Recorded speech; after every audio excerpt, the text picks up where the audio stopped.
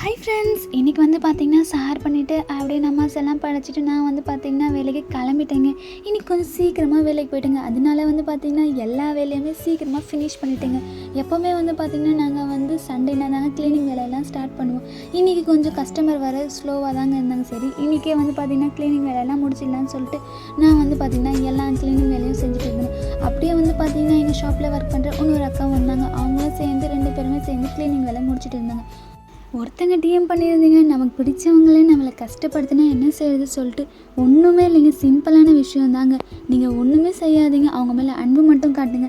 ஏன்னு சொல்லி கேட்குறீங்களா? ஒரு நாள் இல்லை ஒரு நாள் அவங்களுக்கே புரியுங்க. நம்ம இவ்வளோ தான் கஷ்டப்படுத்தியும் பதிலுக்கு அவங்கள நம்மளை எதுவுமே செய்யலைன்னு சொல்லிட்டு அந்த குற்ற உணர்ச்சி வந்து பார்த்திங்கன்னா அவங்களுக்கான மருந்தை கொடுக்காங்க.